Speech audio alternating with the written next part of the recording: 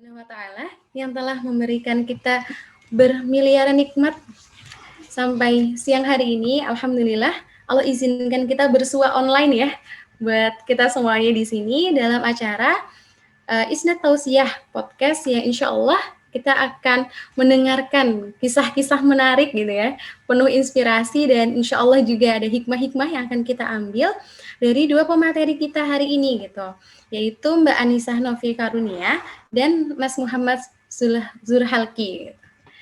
Nah, salawat dan salam kita curahkan kepada Nabi Agung Muhammad Sallallahu Alaihi Wasallam, uswatun hasanah kita yang kita ikuti dan kita teladani, yang semoga kita nanti bersua dengan beliau, sama-sama nanti berkumpul di surga gitu ya. Amin amin ya rabbal alamin.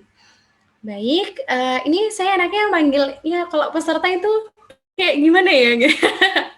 Ini walaupun puasa siang hari gitu ya, tapi kita harus tetap bersemangat. Ini kira-kira semangat saya udah menular belum ini ya? Udah menular belum pada Mas Mbak di rumah gitu?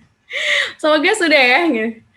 Baik, untuk menambah gitu ya semangat kita, mungkin kita mulai dulu dengan membaca basmalah bersama-sama. Bismillahirrahmanirrahim. Dan kali ini bulan Ramadan gitu ya, mungkin kita takbir dulu ya 3 kali gitu Bu. Buat menambah semangat kita gitu ya. Aduh, gimana ini? Siap ya? Nah, ini kalau saya bilang takbir, langsung ini ya, bareng-bareng. Allahu Akbar, Allahu Akbar, Allahu Akbar, ya kayak gitu. Baik, oke.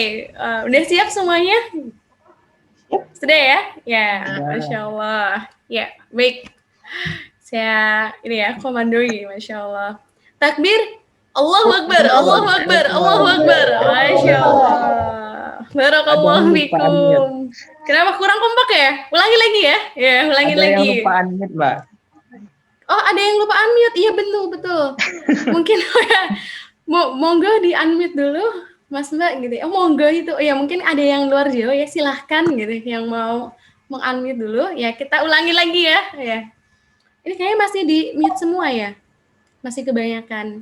Oke. Apa-apa. Ya, saya hitung sampai 5 ya. 1, 2, 3, 4, 5. Takbir. Allahu Akbar, Allahu Akbar, Allahu Akbar. Masya Allah. Masya Allah, adik-adik. Waduh, ini adiknya yang mana nih? Di sebelah mana nih? Masya Allah, semangatnya ya. Jangan kalah sama adiknya nih tadi. Wah, gitu ya. Masya Allah, sudah hadir juga nih di tengah-tengah kita dua pembicara kece kita gitu, Mbak Anissa dan Mas Muhammad gitu. Jadi saya ini manggilnya Mas Muhammad, tapi profil ininya Mas Zurhal gini. Saya jadi kadang salfok gitu. Nanti kalau beda ganti-ganti nggak apa-apa ya Mas, kan ini sama-sama kita taruh bareng-bareng ya di sini di acara ini kayak gitu. Baik, Mas Mbak semuanya, saya perkenalkan dulu ya. Saya Hizrul Rahmatullah sebagai host dari acara siang hari ini. Insya Allah akan membersamai teman-teman semuanya, Mas Mbak semuanya, di acara Isnat Tausiyah podcast pada siang hari ini. Mohon izin kepada Bapak, Ibu, Mas Mbak, dan rekan-rekan semuanya untuk membawa acara ini gitu ya. Dan saya minta gitu ya, kita semangat semuanya gitu. Baik, di sini saya mau share dulu ya CV dari pembicara kita. Oke. Nah, sudah ada yang kenal belum dari pembicara kita siang hari ini?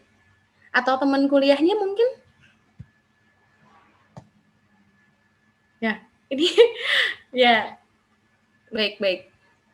Nah, untuk pembicara pertama kita ya, Masya Allah. Di sini ada Mas Muhammad Zurhalki. Panggilannya Mas Muhammad.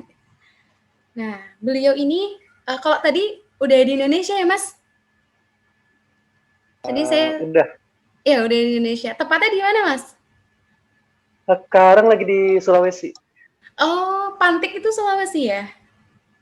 Bukan, itu di Lombok, tapi kebetulan lagi di Sulawesi. Oh, mohon maaf saya pengetahuan geografinya masih minim ya. Ini saya tadi bertanya ini, wah tempat tanggal lahir di Pantik gitu. Pantik tuh di mana ya? Udah saya penasaran. Ternyata di Lombok. Wah, pengetahuan baru ya. Ya, dan sekarang beliau sedang di Sulawesi. Nah, beliau berarti ini alumni ya, Mas? Berarti lulusan ya, Mas? Sudah di Vistula University Poland.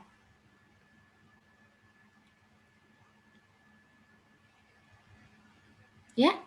Wah, sepertinya masih nge-freeze ya. Baik, saya bacakan dulu. Beliau lahir di Pantik. Pantik itu tadi ya, ada di Lombok, tanggal 29 Maret tahun 1994. Nah, Masya Allah, di situ. Nah, ini ya, beliau kandidat master. Untuk pengalaman organisasi dan pengalaman bekerja, wah ini ya, Masya Allah, ada di AIPSE atau AIPSE ya, Associations of Indonesian Professionals for Science, Technology, and Enterprises. Di Jerman nih ya, Mas. Kemudian, saat ini beliau juga menjadi bagian gitu dari keluarga besar ISNET atau Indonesian Scholars Network. Ya, itu kemudian beliau juga menjadi ini ya, pernah berpengalaman jadi asisten laboratorium fisika di Mataram University.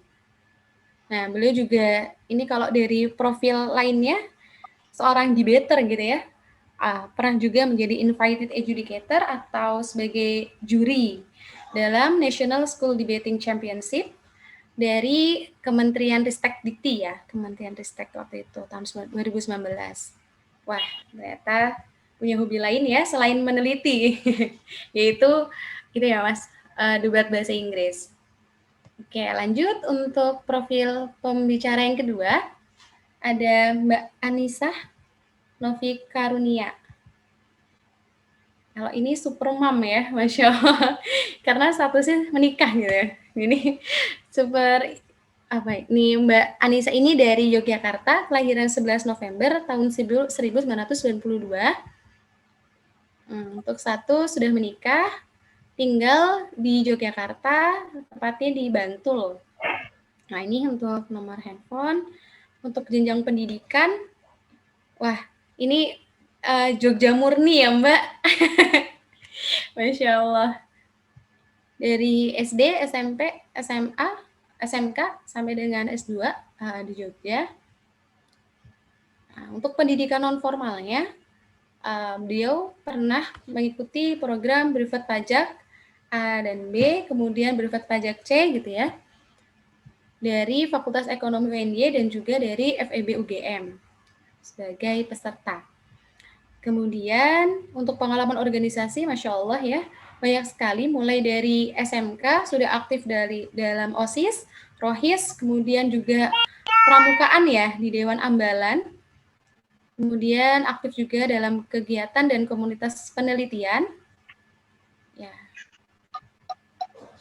Beliau juga pernah di Yayasan Bina Remaja Bantul. Untuk penghargaan dan prestasi, Masya Allah, dari sejak perkuliahan sudah menerima hibah PKM, hibah penelitian, dan lomba-lomba KTI, baik nasional, ya, Masya Allah. Kemudian, untuk penelitian dan publikasi sudah beberapa ya, ini banyak gitu ya, dari tahun 2013. Ya, untuk riwayat pengalaman bekerja, beliau pernah sebagai tentor di Bimbel. Nah, untuk perusahaan dan lembaga, beliau juga pernah menjadi pengajar. Kemudian memang sudah passion ya dalam bidang mengajar gitu. Masya Allah. Ya, baik. Kita langsung sambut pembicara kita. Jadi untuk karena podcast ya, jadi nanti ini akan interaktif ya teman-teman. Jadi mungkin siapkan ini untuk mendengarkan obrolan kami bertiga gitu. Mungkin ini saya pin dulu ya, supaya ya, sebentar ya, satu lagi Mas. Nah, gini ya, sudah berkumpul ya bertiga di layar, ya sudah. Baik, assalamualaikum Mbak Anissa dan Mas Muhammad. Waalaikumsalam warahmatullahi wabarakatuh. Waalaikumsalam. Bagaimana kabarnya? Alhamdulillah, luar biasa. Masya Lagi Allah. lapar. Oh iya, wajar puasa ya. Masya Allah.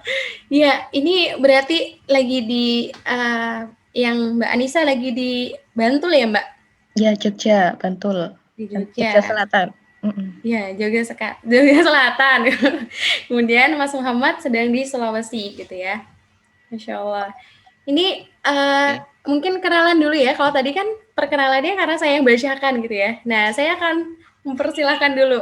Mungkin mulai dari Mas Muhammad gitu, untuk memperkenalkan diri kepada audiens yang ada di sini.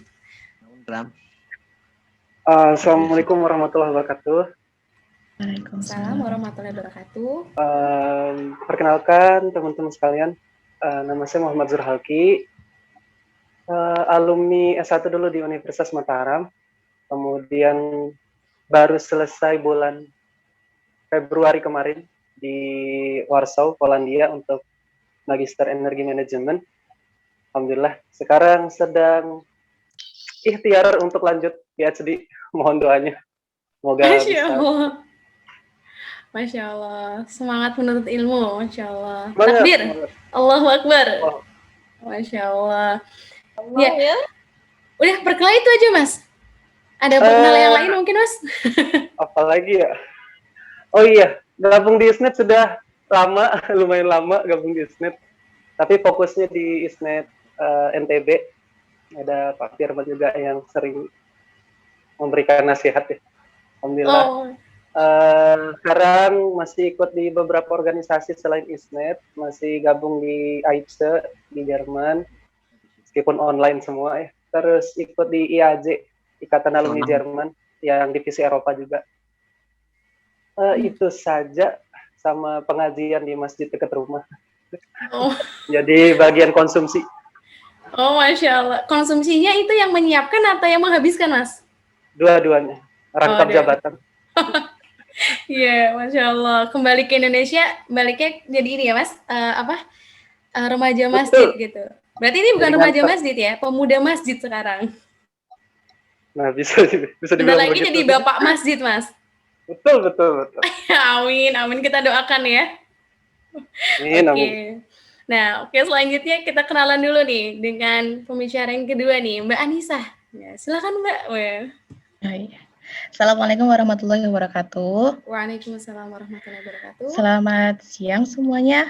Semoga tetap masih semangat ya. Walaupun siang-siang terik di sini, kalau di Bantul terik banget, panas gitu. Perkenalkan, nama saya Anissa Hanofi Karunia, biasa dipanggil Anissa. Saya S1 alumni dari UNY, kemudian lanjut yang dekat saja lompat kali ya. lompat pagar cuma di UGM, jadi tetap SD, ETK sampai gede tetap di Jogja seperti itu. Mungkin ridhonya orang tua. Kemudian saat ini ya barusan lulus seperti itu. Kemudian saat ini mungkin kegiatannya masih masih kan kata statusnya menikah ya, kan belum lama menikah. Ya ini sebagai ibu rumah tangga sekaligus membangun bisnis seperti itu, kecil-kecilan, entrepreneurship seperti itu, karena masih aktif di beberapa organisasi itu. Dan insya Allah minta doanya sebentar lagi mau lahiran karena udah umur 8 bulan, semoga di perjuangan setelah lulus ya, di perjuangan setelah lulus ini juga dimudahkan untuk proses lahirannya. Amin ya rabbal alamin. Semoga lancar proses lahirannya. Wah, berarti ini ya, ada Mbak Anissa Junior. Ini ya, terima kasih. Masya Allah. Ikut jadi pembicara, berarti pembicara termuda. 8 bulan. Masya Allah. Ya ampun. Ini semangat menuntut ilmunya luar biasa sekali ya, dan saya sebagai yang muda jadi gitu. Jadi juga muda. Iya, masih muda semua di sini. Semangat muda. Jadi buat teman-teman yang mungkin masih belum tahu, yang baru hadir juga, jadi Mbak Anissa menerima beasiswa LPDP untuk S2 dalam negeri di kampus UGM ya Mbak. Dan untuk Mas Muhammad mendapatkan beasiswa Erasmus untuk S2 beliau di Polandia gitu. Nah, mungkin ini langsung nih pengen tanya-tanya ya Mas Mbak. Jadi ini gimana sih dulu awalnya kenapa pengen lanjut S2? Pengen nanya itu dulu gitu. Soalnya kan mungkin banyak gitu yang pengen S2 tapi sekedar pengen doang gitu, kayak yaudah pengen, tapi giliran udah lulus atau udah kerja ya udah lupa gitu kan, atau udah asik gitu. Nah ini gimana nih tetap menekuni dan memperjuangkan sampai akhirnya S2 dan udah lulus gitu, bahkan Mas Muhammad sampai mau S3 gitu, mau PhD, berarti S3 luar negeri lagi nih gitu kan. Nah ini kenapa nih, pengen tahu nih dari siapa dulu nih? Tadi udah Mas Muhammad, Mbak Anissa dulu deh. Oh iya, keinginan untuk lanjut studi itu memang apa ya, dari kecil udah kayak sedang lihat orang ngedong tas seperti itu. Waktu kecil tuh apa ya, keren, seperti keren kalau lihat, kebetulan tuh apa namanya, rumah dulu di Jogja tuh dekat sama kampus STIE. Nah, situ kan lihat banyak apa ya namanya, banyak kayak mahasiswa-mahasiswa yang apa namanya, berangkat kuliah, kemudian kayak lihat tuh kayak apa ya, termotivasi seperti itu, kok kapan aku bisa seperti itu, kayak gitu, dari kecil seperti itu, yang sepele ya. Kemudian ya udah berlanjut aja, dijalanin aja sampai SMK, kemudian karena memang mau ke SMA tuh dari dulu mindset-nya kalau anak SMA tuh harus kuliah ya. Tapi kalau anak SMK kan bisa langsung kerja karena memang memiliki skill tertentu. Beda dengan anak SMA. Nah, walaupun anak SMA juga langsung kerja juga bisa. Akan tetapi karena memang dari segi apa ya, dari segi ekonomi mungkin kurang beruntung dari segi ekonomi dari keluarga, mungkin diarahkan mungkin kamu SMK saja daripada SMA. Padahal saya pengen banget SMA dari dulu. Dari setelah lulus sebelum lulus SMP saya udah memiliki rencana untuk ke SMA. Kemudian dari situ ya udah saya nggak patah semangat, ya udah nggak apa-apa Bu, Pak, saya ke SMK saja. Nah, berawal dari mulai seperti itu, saya tetap berdoa sama Allah, oh anak SMK sebenarnya juga bisa loh kuliah. Terus dari situ saya cari-cari beasiswa dan sebagainya, ya alhamdulillah, apa ya, ya udah Allah kabulkan aja. Dari sekian banyak anak-anak sekolah kayak gitu yang mendaftar, hanya diambil beberapa saja, termasuk saya. Ya udah berarti memang alhamdulillah memang rezeki seperti itu. Ya udah saya lanjut aja. Kemudian saya nggak sia-siakan itu, maksudnya beasiswa nggak sia-siakan. Ya udah selain kuliah, saya pengen ekspor diri saya sendiri, nggak hanya memiliki apa ya, kemampuan dari segi akademik, tapi saya ingin mengekspor diri saya untuk menambah relasi dengan orang lain, baik itu dari lintas fakultas maupun dari jurusan seperti itu, ataupun mungkin dari lintas universitas. Dengan adanya kita ikut komunitas, biasanya kita juga memiliki relasi.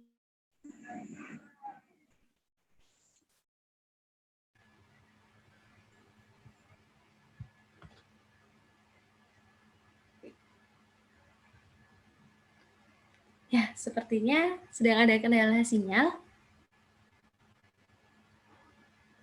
Oke, baik. Sambil menunggu Mbak Anissa, Mas Muhammad mendengar suara Mbak Anissa nggak, Mas?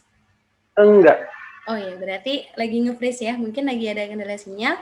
Kita doakan ya teman-teman semuanya, semoga dimudahkan gitu sinyal-sinyal kita semuanya bisa ikut. Tadi beliau juga menyampaikan karena posisi beliau sedang di kabupaten, keluar dulu ya, semoga nanti dimudahkan untuk masuk lagi. Karena posisi beliau sedang di Kabupaten Jogja, tepatnya di Bantul, jadi kemungkinan ada kendala-kendala sinyal, tapi nggak apa-apa, itu tidak mengurangi ya bagian dari rezeki kita gitu, insya Allah. Nanti kita tunggu beliau. Oke, berarti Mas Muhammad, silakan Mas. Cerita dulu Mas. Bismillah. Cerita saya nggak seheroik Mbak Anissa ya, nggak seheroik itu, dan juga mungkin nggak seheroik ceritanya teman-teman. Jadi cerita saya biasa-biasa aja. Saya sampai tamat SMA belum pernah ada gambaran buat studi sampai S2. Pengennya cuma kuliah doang. Sampai menyelesaikan S1 juga belum ada keinginan buat lanjut S2. Apalagi keluar negeri, dulu sama sekali nggak tertarik. Malah pengennya tuh kuliah di dalam negeri dulu. S2-nya dalam negeri pengennya. Mungkin ke UI atau ke kampus-kampus lain di Indonesia. Begitu juga selesai S1, saya nggak langsung apply buat S2. Jadi saya kerja dulu sekitar 2 tahun jadi kepala sekolah di SMA Islam Terpadu di Lombok ya, salah satu SMA Masya Islam. Allah. Iya, nggak tahu apa salah penulisan nama di SK atau gimana, intinya jadi kepala sekolah aja gitu. Masya Kepala Allah. sekolah 2 tahun. Nah waktu itu tuh lagi seru gitu, lagi seru banget jadi kepala sekolah gitu ya. Wah, jadi evaluasi RPP gitu-gitu. Jadi nggak kepikiran tuh, makin jauh kepikiran buat S2. Sampai akhirnya pada suatu hari yang cerah, ada temen yang bilang, negur, Ju kayaknya udah waktunya deh S2. Udah punya TOEFL belum? Udah. Gitu. Waktu itu TOEFL emang udah ya kecapek lah gitu untuk syarat-syarat beasiswa udah ada. Cuman nggak kepake-kepake. Ya udah ikut S2. Kenapa saya bilang nggak heroik? Karena memang saya tidak pernah daftar beasiswa, cuman sekali daftar gitu. Alhamdulillah langsung keterima. Waktu itu bukan Erasmus, waktu itu saya daftarnya beasiswa Pemprov, beasiswa pemerintah provinsi NTB, tujuan Polandia. Erasmus baru saya dapat pas ongoing di semester kedua. Semester kedua itu baru dapat Erasmus, semester ketiga dapat lagi Erasmus magang di Jerman. Jadi memang nggak heroik. Bahkan dulu ketika interviewer nanya, kenapa kamu pilih beasiswa NTB? Gitu. Saya bilang waktu itu, nggak ada sih Pak, gitu. Cuman kebetulan aja ketika saya memutuskan S2, yang pertama kali buka beasiswa NTB, gitu. Jadi yaudah saya daftarin Pak. Jadi memang tidak, tapi saya bersyukur ya, waktu itu saya banyak diprotes sama teman-teman, sama dosen-dosen saya itu banyak yang negur gitu. Kenapa pilih beasiswa NTB? Karena Polandia itu kan bukan negara yang populer gitu ya, untuk pencari beasiswa. Itu biasanya Australia, kalau nggak Jepang, kalau nggak Jerman, dan lain-lain. Tapi lama-lama kemudian saya mulai mensyukuri itu. Mungkin kalau saya nggak ke Polandia, saya nggak ketemu program Erasmus, saya nggak ketemu ini, nggak ketemu itu. Banyak deh. Kemudian saya sekarang mulai mikir, kalau saya lihat-lihat silsilah keluarga saya ke atas tuh kayaknya saya orang pertama deh yang lulus S2 gitu. Yang lain tuh paling tinggi tuh S1, jadi saya berbangga menjadi master pertama di keluarga saya. Masya Allah. Takbir. Allahu Akbar. Alhamdulillah. Alhamdulillah. Masya Allah. Ini saya seperti menghadapi dua tipe mahasiswa. Kalau Mbak Anissa tadi dengan kisah yang sangat heroik gitu ya, bahkan keinginannya dari kecil gitu, dari melihat anak-anak yang sekolah gendong tas gitu ya Mbak. Terus tadi kalau Mas Muhammad itu merasa kesalahan nama, tapi kesalahan nama di SK itu kesalahan nama yang diimpikan banyak orang. Itu kesalahan macam apa itu? Jangan-jangan masuk Erasmus juga kesalahan nama itu Mas. Bisa jadi. Karena susah gitu kan menyebut nama orang Indonesia. Harusnya Muhammad Zulkarnain mungkin tuh. Tapi jadi Muhammad Zurhalki. Masya Allah. Iya. Baik, tadi ternyata latar belakangnya itu bervariasi gitu ya. Sebab-sebab sampai untuk S2, lanjut studi, dan yang lain-lain itu berbeda-beda gitu. Tadi untuk Mbak Anissa, tadi ceritanya sempat terputus ya Mbak. Tadi sampai di perkenalan dengan teman-teman di luar kampus. Mbak mau lanjutin gak nih Mbak? Udah. Cukup. Udah ya, Masya Allah. Jadi ini dua hal yang menarik gitu, karena dua-duanya ini ya kalau tadi ya kalau kita ambil simpelnya ya pasti ini adalah takdir dari Allah gitu kan ya. Tapi sebelum takdir itu hadir, ini sih yang menarik yang perlu kita ulik di podcast kali ini gitu kan. Nah, kalau tipe-tipe Mas Muhammad ini kayaknya tipe-tipe yang ini ya banyak didoakan gitu. Kan jadi kepala sekolah di usia yang muda sekali ya Mas, berarti waktu itu baru lulus S1 ya? Waktu itu nggak langsung jadi kepala sekolah, jadi pas masuk itu amanah pertama itu jadi wakil kurikulum dulu. Oh, baru 1 tahun jadi Langsung. wakakurikulum. Nah, tiba-tiba tuh kesalahan SK muncul di kepala sekolah. oke. Berarti ini nanti kira-kira kalau udah jadi wakakurikulum, terus jadi kepala sekolah, habis ini mau jadi apa, Mas? Target sih Menteri Pendidikan ya. Oh, Masya Allah. Amin. Nanti salah SK juga. Baik teman-teman yang di sini, nanti kalau Masih misalkan menunggu nih. beneran ada Menteri Pendidikan bernama Muhammad Surhalki gitu ya, kita bisa bilang kesalahan nama ya teman-teman. Bisa jadi. Gitu. Masya Allah, oke.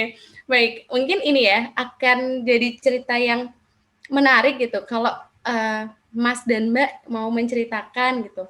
Gimana sih buat teman-teman yang di sini mungkin juga yang hadir di sini tuh ada yang emang udah pengen banget gitu. Atau ada yang ya pengen sih tapi ya gimana gitu. Ada juga yang sebenarnya masih belum pengen banget gitu. Cuman tertarik aja ikut acara-acara yang berkaitan dengan beasiswa gitu. Atau studi luar negeri mungkin gitu. Karena teman-teman saya juga nih ya, Mas Muhammad gitu.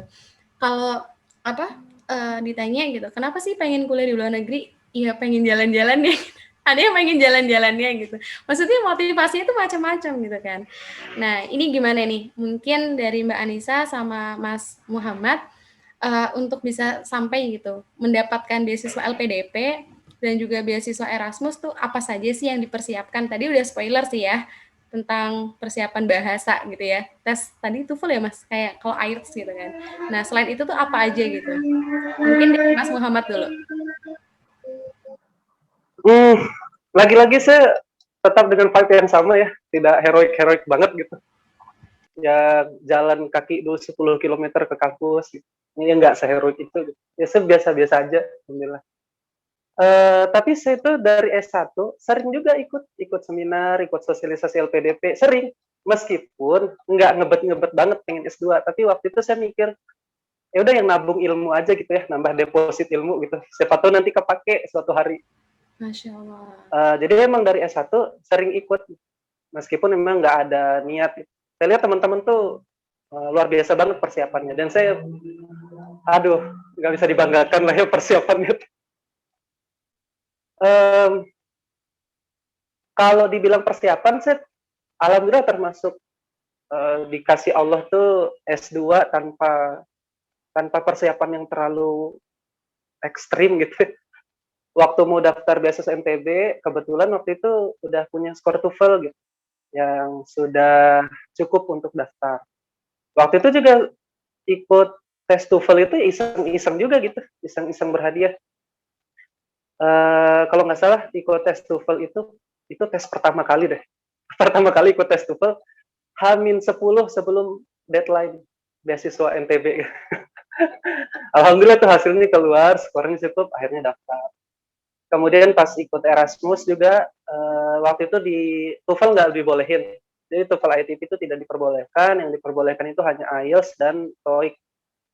Nah, kebetulan karena IELTS itu lumayan mahal ya biayanya, di kampus juga nggak nyediain subsidi, jadi ya udah ikut tes TOEIC. Pertama kali juga tuh ikut tes TOEIC, alhamdulillah skornya aman gitu, didapat. Nah, mungkin persiapan yang lumayan lama yang saya rasakan, nggak bisa dibilang persiapan juga. Justru yang sangat membantu saya ketika interview, baik di Erasmus maupun di beasiswa MTB, justru itu pengalaman selama ngabdi di sekolah ya. Saya bilang ngabdi ya kerja juga, ngabdi juga. Jadi mungkin perlu saya ceritakan dikit, sekolah saya itu sekolahnya di bawah gunung, bawah kaki gunung banget tuh. Dan memang sebagian besar 80% itu tidak mampu bayar. Dia beragam macam siswa tuh ada di situ lah. Dan saya ngerasa tuh justru itu yang ngasih saya banyak banget ilmu dan pengalaman. Pas ditanya misalkan sama interviewer, kamu besok mau balik kemana buat ngabdi? Saya nggak bilang gede-gede amat, saya cuma bilang nanti kemungkinan besar saya akan balik ke sekolah, saya ngajar. Kenapa pilih di situ? Bukannya kamu ada tawaran? Ya, waktu itu karena saya ngajar juga di Mandua Mataram, sekolah kota gitu ya. Mungkin gaji 1 bulan di sekolah saya di SMA IT itu ya sama dengan gaji 1 hari gitu di Mandua Mataram gitu. Kenapa nggak pilih itu? Saya bilang bahwa kalau yang ngajar di kota itu udah banyak banget gitu lulusan Universitas Mataram yang berkenan studi untuk ngajar di kota tuh banyak banget, tapi nggak banyak orang yang mau ngajar di pelosok, ngajar di daerah-daerah itu. Menurut saya itu sebuah pengabdian. Saya mungkin nggak volunteer, nggak apa, saya tetap digaji, Pak, tapi menurut saya itu tetap pengabdian karena nggak semua orang sanggup. Dan itu saya bawa tuh, semangat itu saya bawa sampai ke Erasmus. Dosen-dosen nanya ketika Erasmus, saya jawab itu. Profesor saya nanya, kamu kerja apa? Saya jawab itu juga gitu. Jadi persiapan saya bukannya nggak ada, persiapan saya 2 tahun dulu tuh ngajar di SMA Islam Terpadu. Banyak orang yang ngertiin maksudnya persiapan itu harus persiapan yang sifatnya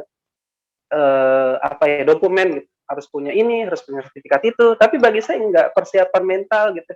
Persiapan kebijaksanaan, persiapan bersentuhan langsung sama masyarakat, sama orang-orang gitu. Itu juga bagian dari persiapan yang mungkin selama ini kita lupa gitu ya untuk persiapin gitu. Terlalu fokus di dokumen gitu. Padahal kadang yang perlu disiapin kan sebenarnya jiwa-jiwa yang siap untuk kembali gitu ya ke rakyat gitu, ke masyarakat. Mungkin itu sharing tentang persiapan gitu ke Mbak moderator. Ya, berarti ini ya, kalau tadi poinnya adalah mempersiapkan mental gitu, mempersiapkan kebijaksanaan, mempersiapkan jiwa-jiwa untuk siap kembali gitu, siap kembali mengabdi dengan ilmunya gitu. Masya Allah. Gitu. Ini baru kali ini saya ikut seminar yang berhubungan dengan pemburu beasiswa gitu ya, yang persiapannya itu model kayak gini gitu. Wah, tabungan ilmu ya. Masya Allah. Nah, lanjut untuk Mbak Anissa, gimana Mbak untuk persiapan Mbak sendiri? Untuk persiapan pasti relatif setiap orang pasti punya persiapan ya, baik itu mental, baik itu administratif dan lain sebagainya, sesuai dengan persyaratan yang memang akan kita apply, beasiswa yang akan kita apply seperti itu. Tapi kembali lagi saya mendengarkan tadi ya yang dijelaskan sama Mas Muhammad, ya hampir mirip sih sebenarnya. Saya juga setelah S1 langsung kerja 2 tahun, namun saya kerjanya bukan di bidang pendidikan, tapi langsung saya ke pekerjaan di perusahaan sebagai tech officer. Nah, di situ posisinya saya udah nyaman tuh, jadinya udah 2 tahun. Kan kalau memang mahasiswa kan tadinya kan berpenghasilan ya mungkin dari lomba-lomba dan sebagainya. Tapi kan kalau kita kerja kan ya kita memang dapat gaji yang memang sesuai dengan apa yang kita kerjakan. Nah, kemudian saya udah nyaman dengan lingkungan dan sebagainya. Namun di suatu hari saat saya sudah nyaman dalam posisi saya bekerja, biasanya kan saya ingat tuh biasanya waktu saya sebelum S1 saya tuh ngomong sama ibu saya biasanya yang pengen saya capai atau cita-cita saya yang pengen saya rangkul itu saya biasanya ngomong sama ibu. Bu, doakan ya semoga besok setelah S1 ini saya bisa lanjut S2. Ya, semoga aja rezeki seperti itu. Terus ibu bilang amin, amin. Nah, waktu itu kan seiring waktu berjalan saya udah lulus S1, kemudian udah kerja. Saya tuh lupa dengan cita-cita saya untuk lanjut S2. Nah, di posisi yang tahun kedua, ibu saya ngomong, kok situ maaf, bahasa Jawa ya. Kamu mau jadi lanjut S2 enggak? Kayak gitu. Loh, oh iya, Ding. Besok lah lihat kondisi. Nah, saya bilang kayak gitu. Ya, Mbok, situ gelak males loh, bilang seperti itu. Ibu saya. Terus saya bilang, oh ya. Terus saya browsing-browsing. Ternyata yang memang mendekati waktu akan apply beasiswa itu LPDP dibandingkan dengan beasiswa yang lain. Karena memang saya posisinya juga kurang persiapan ya kalau memang beasiswa yang memang yang lain seperti itu yang memang mendekati memang beasiswa LPDP saat itu. Kemudian di waktu yang bersamaan dengan saya menyiapkan administratif beasiswanya tersebut, saya juga bekerja dan pada saat bekerja di situ juga posisinya ada tender dan lain sebagainya yang memang membutuhkan waktu. Biasanya saya lembur sampai jam 9 kadang-kadang. Hari Ahad aja berangkat. Berbeda dengan yang lain karena saya masuk grup yang memang ingin pada apply beasiswa LPDP yang ada kayak kopdar latihan FGD, latihan wawancara dan sebagainya. Saya pun tidak bisa seperti itu. Kemudian ada juga yang lebih ekstrim sampai meninggalkan pekerjaan karena memang dia mempunyai tekad yang kuat pengen kuliah S2 atau fokus seleksi LPDP, jadinya dia langsung resign dari pekerjaan. Sedangkan saya nggak mungkin saya dalam kondisi seperti ini resign karena memang membutuhkan personil untuk tender dan ada penyidikan pajak waktu itu. Nah, kemudian ya udah saya bismillah aja. Saya belajar mempersiapkan diri, kan administrasi udah siap ya. Kemudian saya lanjut sampai wawancara. Nah, waktu wawancara, kemudian FGD dan lain sebagainya, saya cuma persiapan Hamin 5 Hamin 5 saya baca-baca berita dan lain sebagainya. Dan dilelah tuh apa yang saya baca, padahal saya bacanya cuma beberapa, apa yang saya baca tuh keluar waktu itu saya juga nggak tahu loh, kok yang saya baca keluar, padahal saya bacanya nggak sebanyak teman-teman yang lain yang di-share di grup seperti itu. Nah mungkin ini juga udah takdir juga, sama mungkin ini udah rezeki juga, saya juga nggak nyangka, padahal effort saya untuk apply di situ juga nggak terlalu menggebu-gebu seperti itu. Ya udah saya kalau memang rezeki mah alhamdulillah, kalau belum ya sudah, seperti itu. Jadinya memang posisinya di situ saya ada amanah yang lain seperti itu. Tapi saya tetap nyoba.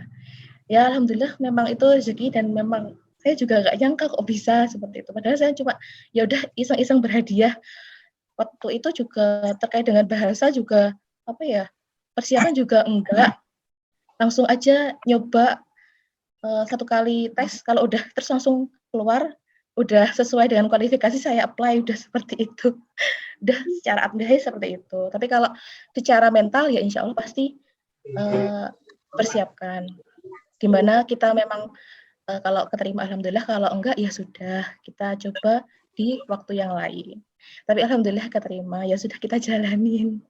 Seperti itu kalau cerita saya terkait dengan persiapan. Tapi sebaiknya kalau yang bagus ya persiapan yang matang seperti itu kalau memang benar-benar. Tapi kalau memang dalam keadaan yang mungkin dari segi saya atau mungkin Mas Muhammad kan berbeda ya.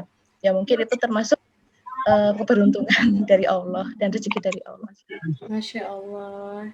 Ternyata ini ya, kalau tadi saya ambil poin-poinnya, kalau dari Mbak Anissa, doa ibu ya, the power of emak, ibu gitu. Emak-emak. Iya, karena saya juga ngalamin ya Mbak, kalau kita pernah cerita sama ibu gitu tentang apa yang kita inginkan, bahkan ketika kita udah lupa karena udah berlalu berapa tahun yang lalu gitu ya, ibu kita tuh masih inget gitu loh. Iya. Katanya kok ini nggak jadi, oh iya ya gitu. Jadi Masya Allah gitu. Jadi emang ibu adalah reminder ini ya, setia. Masya Allah gitu. Jadi mungkin kalau waktu itu nggak di reminder ibu udah lupa ya Mbak, kayak ini karena udah asik, udah nyaman di dunia kerja, udah ini lupa. itu gitu. Masya Allah ya lupa. Mungkin ini ya ke Mbak Anissa gitu, waktu dulu gitu menyampaikan ke ibu tentang pengen lanjut studi gitu, respon orang tua waktu itu tuh kayak gimana sih? Ya senang ya, alhamdulillah kalau kamu masih punya kemauan.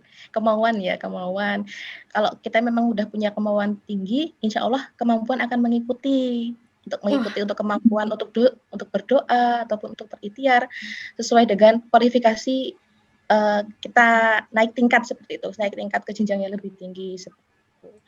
Ya, gitu Mas. Itu pesan dari ibunya Mbak Anissa? Ya. Masya Allah. Ya, yang penting ada kemauan. Nanti ibu mengiringi doa seperti itu. Wah, di mana ada kemauan yang tinggi, kemampuan akan mengikuti ya. Ya. Insya Allah. Wah, menarik banget ya siang ini gitu. Nah, ini saya tuh saking banyaknya banget gitu ya. Mungkin saya sampai bingung mau menggali apa lagi karena dua-duanya bikin saya speechless gitu. Saya speechless karena nggak tahu kenapa ya. Saya menyimak dari pengalaman Mas dan Mbak ini luar biasa betapa definisi muda, mandiri, dan berprestasi itu benar-benar ada gitu. Maksudnya nggak cuma sekedar jadi tema dari acara kita siang hari ini, tapi memang ada gitu pemuda Indonesia yang muda, mandiri, dan juga berprestasi. Nah, mungkin ini ya, kembali mungkin saya mau menggali sisi yang lain nih, tentang muda, mandiri, dan berprestasi. ketika mendengar ini pertama kali atau mendengar ini sekarang, apa sih yang Mas dan Mbak pikirkan gitu atau terbesit tentang muda, mandiri, dan berprestasi? Berat kan? Udah dewasa, bisa nentuin decision sendiri dengan bijak, dengan baik, tentu dengan komunikasi dengan orang tua, itu juga mandiri juga gitu. Nah, jadi saya bingung waktu itu nih kenapa dipilih ya. Soalnya mandiri sama berprestasi ini masih ngambang begitu. Tapi akhirnya saya setujuin waktu itu undangan, bismillah gitu. Karena bisa jadi ya, yang saya anggap bukan prestasi, itu dilihat sebagai sebuah prestasi oleh orang lain gitu. Beberapa orang teman-teman saya dulu, adik-adik saya pas S1 di Unram sering bilang gini, Kak saya tuh ngerasa nggak berprestasi tuh di kampus ya biasa-biasa aja. Pas saya tanya, kegiatannya apa? Kegiatannya ini, sosialnya begini-begini. Ya itu prestasi sebenarnya. Jadi maksudnya kadang kita ngerasa diri nggak berprestasi, padahal orang lain mungkin ya melihat kita itu sebagai sosok yang bersinar, inspiratif, dan sangat luar biasa. Saya sering katakan pada diri saya, kalau selama ini dari kecil, dari mulai sekarang tuh kita harus nambahin satu prinsip hidup gitu, untuk tidak ngeremehin diri sendiri gitu. Karena bisa jadi kita ngerasa nggak mandiri, nggak berprestasi, tapi orang-orang di sekitar kita itu tanpa sadar menjadikan kita role model gitu.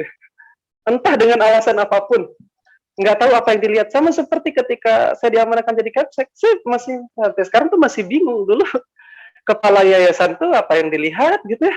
Masih muda gitu, baru lulusan, fresh graduate, nikah juga belum, masih nggak stabil emosional gitu. Tapi mungkin oleh mereka itu ada dilihat sisi-sisi yang menurut mereka sisi-sisi prestatif dan mandiri. Nah, berbekal relativitas definisi mandiri dan prestatif, akhirnya udah bismillah mengiyakan gitu ya, mengiyakan undangan untuk jadi tamu di podcast. Akhirnya tadi Mbak, menurut saya prestatif itu sangat subjektif, tergantung definisi masing-masing teman-teman, tergantung definisi masing-masing orang, begitu juga mandiri. Saya dulu di S1 sering ikut lomba debat gitu, dari mulai jadi peserta, jadi panitia, sampai jadi juri. Alhamdulillah pernah. Bukan gara-gara suka sebenarnya, nggak terlalu suka bahasa Inggris gitu. Itu karena itu nyari uang SPP gitu. Karena saya nggak jago jualan gitu. Pernah nyoba jualan, ujung-ujungnya dikasih gratis. Gitu. Diminta, yaudah kasih, diminta, yaudah kasih, gitu-gitu. Jadi saya ngerasa nggak berbakat bidang perniagaan, nggak entrepreneurship, yaudah ikut lomba, ikut ini. Mungkin hanya itu satu keping yang bisa saya banggakan dari kata mandiri ya, karena bayar SPP-nya sendiri gitu. Dari segi prestasi, itu yang masih question mark-nya gede ya, tanda tanyanya besar tuh. Di sebelah mana ISNET menilai saya punya prestasi gitu. Karena itu mungkin yang dilihat ISNET berbeda definisinya dengan definisi prestasi menurut saya gitu. Masya Allah. Itu Mbak Moderator kasih definisi yang agak absurd. Ya, nggak absurd sih. Kita bisa ini ya, maksudnya justru dengan apa ya, definisi-definisi ini mencerahkan juga ya bahwa barangkali ya teman-teman semua yang hadir di sini, kita semua di sini punya tadi ya jalan prestasinya masing-masing gitu. Ada yang mungkin melalui perlombaan, ada yang melalui angka numerik, misalkan IPK gitu ya, atau yang sifatnya angka-angka kayak gitu kan. Tapi ada juga yang sifatnya yang mungkin bukan angka gitu ya, tetapi orang lain menganggap itu suatu nilai gitu. Justru berangka itu belum tentu punya nilai, tapi bernilai itu pasti punya angka yang tak terdefinisi loh. Itu kalau menurut saya gitu. Jadi ini kalau menurut saya sih, maksudnya karena yang kita cari kan value ya, yaitu value gitu kan. Nah kalau value itu kan angkanya itu benar-benar akan tak terbatas gitu. Iya kan, tapi kalau angka ya sepengetahuan kita aja, tapi kalau value tuh kita nggak ini. Nah, ini value yang menarik ya dari Mbak Anissa dan Mas Muhammad siang hari ini yang bisa dibagikan dan beruntung sekali gitu kami yang hadir di sini. Nah, buat teman-teman yang mau penasaran gitu, boleh mungkin kalau ada pertanyaan bisa sampaikan di kolom chat gitu ya. Nanti saya coba sampaikan di sini gitu ya. Kalau ada teman-teman pengen menggali apa gitu ya, silakan bisa chat aja di kolom chat Zoom gitu. Nah, kita lanjut ya gitu. Jadi memang tadi ya, Masya Allah gitu. Kalau untuk prestasi sendiri, memang itu apa ya? Rasanya memang nggak bisa ya kita itu yang mengklaim gitu, "Oh, saya tuh berprestasi," kayak gitu. Kayak itu memang klaim dari orang lain gitu ya. Jadi itu adalah apa ya? Istilahnya tempelan aja, tempelan dari orang lain gitu kan tentang diri kita. Padahal mah bagi kita ya kita cuma melakukan hal-hal yang terbaik menurut kita. Bener nggak Mbak kayak gitu? Bener nggak Mas? Gitu. Ya. Oh iya. Siap-siap. Oke. Terus ini nih, terkait mungkin saya mau nanya ke Mas Muhammad dulu ya, Mbak Anissa ya. Karena beliau kan mendapatkan beasiswa tahun 2020 ya. Berarti saat pandemi gitu. Saat pandemi. Nah, itu gimana Mas? Maksudnya perkuliahan di Polandia gitu kan selama pas di Polandia, pas masa pandemi gitu. Mungkin nanti juga Mbak Anissa bisa cerita juga. Kalau waktu pandemi Mbak Anissa sudah selesai studi ya Mbak? Atau belum Mbak? Belum ya? Lu masih nesis. Oh iya, nah ini nih bisa mungkin Aling sharing gitu ya. Karena itu bagian dari perjuangan kan ya. Karena situasi keterbatasan lagi nih. Jadi keterbatasan itu bukan hanya tentang ini ya tadi mau kuliahnya dapat beasiswanya, tapi pas kuliah pun ada ujiannya gitu kan. Nah mungkin dari Mas Muhammad dulu. Ketika kuliah lagi pandemi tuh ada yang berubah nggak Mas? Sistem-sistemnya atau gimana yang ngerasain harus strugglingnya tuh di mana gitu? Jadi mungkin perlu klarifikasi dulu Mbak ya. Jadi program Erasmus yang saya ikutin itu mengharuskan kita ngambil 1 sampai 2 semester itu di luar negara tempat belajar. Jadi nggak boleh diambil di Polandia. Nah, otomatis 2020 itu saya ngambil kuliah di Yunani. Waktu itu ada beberapa pilihan negara, waktu itu ada Spanyol, ada Portugal, Jerman sama Yunani satu lagi. Nah waktu itu kenapa akhirnya milih Yunani? Gara-gara di negara-negara yang lain itu sudah ada kasus COVID. Waktu itu kan di Eropa tuh baru ada 1, 2. Nah Spanyol tuh udah mulai kenceng waktu itu. Nah akhirnya mikir-mikir, nah ini beresiko nih kalau ngambil negara-negara ini karena waktu itu masih panik banget tuh di Eropa waktu itu, waktu COVID udah mulai masuk. Akhirnya setelah diskusi sama teman, akhirnya milih Yunani karena waktu itu kasusnya masih 0. Di Yunani itu kasusnya masih 0. Ya udah akhirnya pilih Yunani ke kota Thessaloniki, kota kelahirannya Aristoteles ya. Kayak lumayan terkenal gitu. Sekalian kan ada Santorini ya. Pengen gitu ke situ sekalian jalan-jalan. Akhirnya pilihlah Yunani. Nah, waktu itu perkuliahannya masih offline, masih ke kampus, masih face to face sama profesor. Hingga setelah sebulan kalau nggak salah ya, muncullah kasus pertama di Yunani. Kasus pertama itu baru kasus pertama tuh udah langsung panik itu satu kota karena kebetulan kasus pertama itu di kotanya saya di kota Thessaloniki tempat studi. Hari kedua jadi 7, jadi 14. Langsung grafiknya tuh naik banget gitu. Kayak grafik gerak lurus berubah beraturan dipercepat gitu. Cepet banget naik grafiknya tuh. Naik terus sampai akhirnya nggak lama sekitar 1 minggu setelah kasus pertama langsung semua diliburkan, kampus-kampus ditutup. Semua pokoknya ditutup dan online. Total sejak saat itu saya kuliah online sampai wisuda. Jadi sejak saat itu online terus sampai selesai. Ujian tesis juga defense-nya online. Kemudian pokoknya semuanya serba online lah. Dan ada plus minusnya ya. Meskipun kebanyakan kalau saya rasain ya minus gitu. Pertama karena nggak terbiasa kuliah online.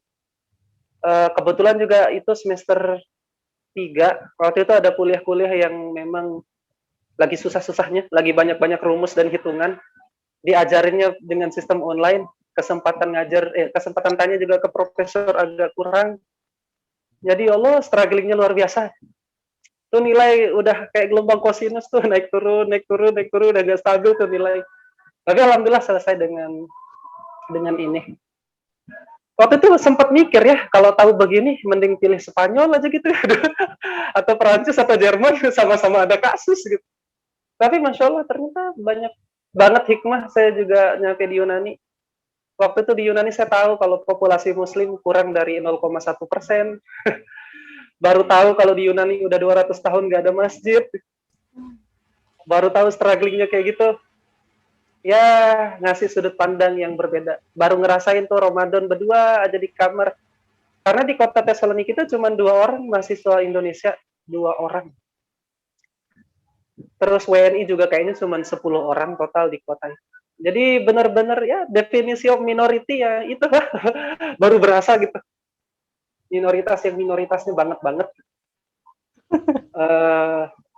Itu aja sih paling struggling, nyari makanan halal yang harus 2 jam bolak-balik pakai bus baru ketemu. Terus sholat Jumat yang harus di gudang bawah tanah dulu. Sembunyi-sembunyi sholat Jumatnya, gitu-gitu lah. Seru aja gitu. Berarti Ini sholat, sih, Mbak. iya, berarti sholat Jumatnya itu berdua juga? Sholat Jumat di Tesalonika itu, di Yunani mungkin ya secara umum karena di undang-undangnya mereka belum memperbolehkan pembangunan masjid secara terbuka. Baru tahun 2020 akhir itu baru di Athena masjid pertama didirikan. Setelah kalau nggak salah 200 tahun itu nggak pernah ada masjid. Banyak bangunan masjid cuma sudah banyak yang dirubuhkan, gitu. Banyak yang dirubuhin, banyak yang dikonversi ke rumah peribadatan agama lain dan seterusnya. Jadi beberapa orang migran yang beragama Muslim itu inisiatif untuk bikin ruangannya itu di gudang, gitu. Gudang yang disulap jadi masjid yang habis sholat Jumat tuh digembok lagi. Jadi dibukanya pas Jumatan doang. Itu jaraknya kalau nggak salah berapa ya? 3 jam kalau nggak salah pakai bus bolak-balik dari tempat saya dulu. Kalau online ya biasa-biasa aja, strugglingnya cuman gitu, nahan kantuk gitu. Terus kalau tiba-tiba internet down itu panik dah tuh. Ini rumusnya baru di awal, tiba-tiba pas internet udah lancar, rumusnya udah berakhir aja gitu kan, bingung juga gitu. Mau nanya ke profesor bilang kadang, ya belajar sendiri ya, atau nanti saya jelasin di belakang. Itu aja sih, strugglingnya 11 itu gitu. Dan itu berakhir sampai selesai S2. Masya Allah, barakallah. Ya Allah, ternyata memang, ya tadi ya, mulai dari perjuangan itu memang terus-terusan gitu ya, dari mulai mau ambil perkuliahan, ambil beasiswa, kemudian sudah sekolah pun juga situasi dan kondisi yang tidak bisa kita prediksi ya, pandemi ini gitu kan, kita nggak ada yang tahu gitu. Nah, kalau untuk Mbak Anissa sendiri ini gimana, Mbak? Kalau saya ya umumnya ya seperti yang Mbak Bisroh juga alami ya. Saya kan sama-sama di Indonesia juga. Ya itu yang heroik itu waktu saat baru beberapa kali bimbingan, terus kemudian lockdown, nggak bisa ke kampus, nggak bisa nggak bisa akses database kan, database harus ke sana, maksudnya database.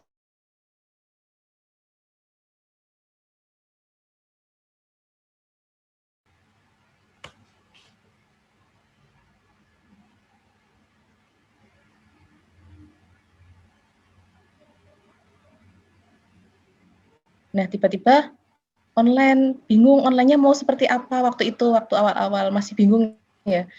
Kemudian ya sudah nunggu dosen pembimbing besok ya, saya ini dulu, berarti kan nunggu waktu molor, ya sudah sabar. Kemudian setelah itu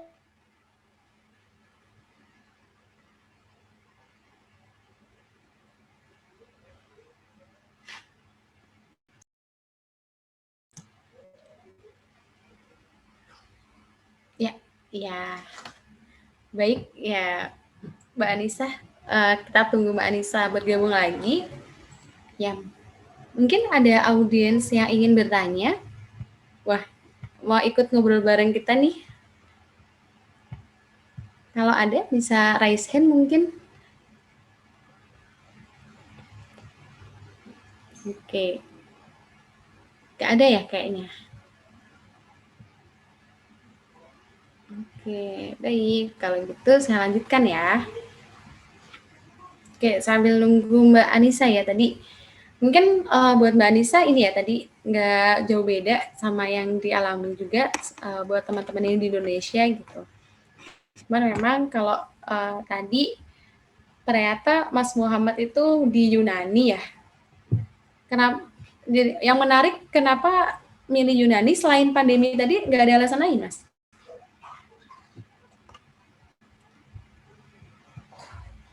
Ada, jadi model beasiswa Erasmus itu kan ada banyak, salah satunya untuk mahasiswa ongoing. Tapi itu untuk kampus-kampus tertentu. Nah, kebetulan kampus tempat saya studi emang ada kerjasama sama Erasmus. Nah, sama kampus itu nanti dikasih penawaran gitu. Kampus ini ngebuka program yang ini, kampus ini program ini gitu. Jadi negara-negara yang tadi tuh emang kebetulan ada kampus yang bagus dan kebetulan buka program yang sama dengan program yang sedang diambil. Nah, karena di antara 5 negara itu 4-nya sudah kena COVID, ya udah berarti tinggal 1 gitu. Dan waktu itu salah satu pertimbangannya karena kan sempat browsing dulu di Google, nyari masjid di kota Tesaloniki gitu. Ternyata banyak banget tuh. Kelihatan situs-situsnya. Nyampe sana ternyata yang dimaksud sama Google itu reruntuhan gitu-gitu. Reruntuhan masjid. Berarti hanya sebagai apa ya? Sejarah gitu ya. Lebih bisa dibilang begitu. Itu panjang banget pembahasannya. Oke. Baik, jadi ternyata memang ya ini ya, kalau misalkan untuk beasiswa Erasmus tadi ada pilihan-pilihannya, ada jenis-jenisnya gitu ya. Mungkin bisa berbagi sedikit Mas, jenis-jenisnya itu ada apa aja gitu. Barangkali teman-teman di sini ada yang berminat untuk ikut gitu.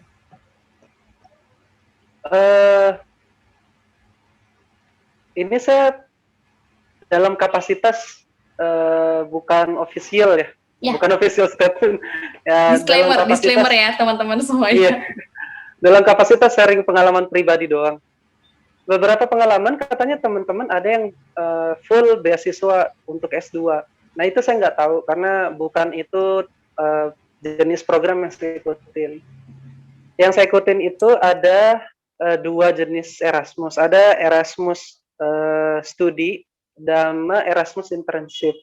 Erasmus studi itu jadi kita diperbolehkan untuk ngambil 1-2 semester di luar negara tempat sedang studi saat ini. Misalkan kalau saya di Polandia, berarti saya boleh ngambil di negara manapun yang bekerja sama dengan Erasmus. Termasuk misalkan di Finland, di Jerman, dan seterusnya. Cuma lihat-lihat dulu apakah di negara tersebut kan ngebuka program yang sama seperti yang kita ambil atau enggak. Kalau enggak ya enggak bisa. Nah, kemudian ada yang kedua, Erasmus internship, itu Erasmus untuk magang. Magang juga bebas di negara Eropa. Nah, itu tidak dibatasi. Yang penting di negara Eropa, silakan cari perusahaan, magang. Waktu itu kebetulan saya dapat di Nuremberg, di Jerman. Salah satu kota di Jerman. Dan dua-duanya ini fully funded. Dibiayain oleh Uni Eropa. Jadi nanti akan ditransfer allowance-nya langsung di awal, 80% di awal itu dikasih, 20%-nya tuh di akhir. Kalau nggak salah nominalnya nggak terlalu besar, cuman ya alhamdulillah gitu, sekitar 500 sampai 550 euro per bulan. Kalau sekarang konversinya mungkin sekitar 8 jutaan ya. Untuk harga euro yang sekarang 8 jutaan per bulan. Itu per bulan. Nah, cuman waktu itu saya kebantu karena waktu itu sudah dapat beasiswa provinsi, Pemprov, kemudian dapat lagi yang Erasmus, plus dapat lagi beasiswa rektor dari kampus. Oh, jadi itu alhamdulillah gitu bisa nabung banyak gitu. Ya mandirinya mungkin sebelah sana ya. Dapat 3 beasiswa, alhamdulillah. Nah, beasiswa Erasmus Studi, program Erasmus Studi itu bisa diambil 1-2 semester maksimal. Beberapa kampus kan di Eropa itu S2-nya itu hanya setahun.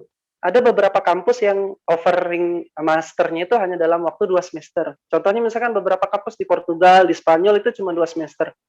Termasuk di Yunani itu ada beberapa kampus yang cuma 1 semester. Nah, bagusnya adalah kalau teman-teman ikut Erasmus, misalkan saya studi di Polandia, terus ngambil Erasmus di Spanyol yang hanya butuh 2 semester untuk dapat master. Nanti setelah selesai Erasmus itu dapat gelar dari kampus tempat Erasmusnya. Jadi dapat gelar di kampus itu, dianggap lulu alumni situ, dianggap juga alumni di Polandia. Jadi kayak double degree. Nah, Erasmus itu memungkinkan untuk double degree. Ada juga Erasmus yang memang kerjasama khusus. Jadi dia 3 semester tuh harus di negara-negara beda. Jadi semester 1 misalkan di Polandia, semester 2 di Prancis, semester 3 di Jerman, semester 4 di Italia. Ada tuh program Erasmus yang kayak gitu.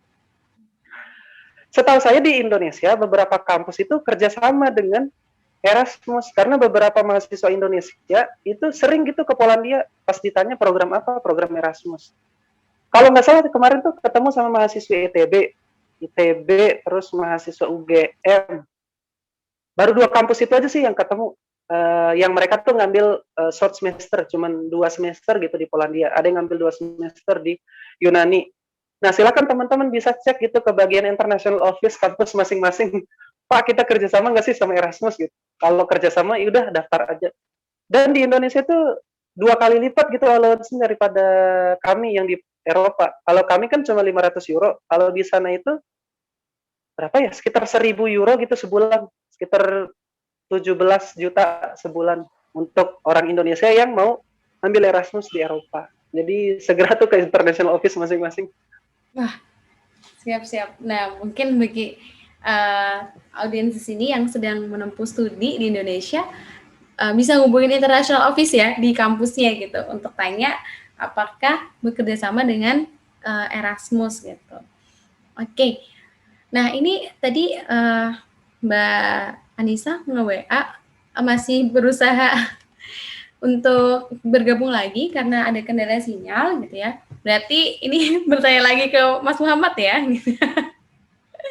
Oke. Berarti tadi sebenarnya caranya gitu ya, bisa kuliah di Indonesia di kampus yang punya kerjasama dengan Erasmus atau kuliah di luar negeri dulu dengan beasiswa lain yang dia kerjasama juga dengan Erasmus gitu ya. Iya kan gitu kan. Jadi bisa 2 cara gitu di kampus Indonesia gitu. Kalau misalkan emang ada yang emang pengen mendapatkan beasiswa Erasmus karena ingin merasakan kuliah di beberapa negara gitu kan ya. Tadi karena program-programnya kan itu ya ada bervariasi gitu.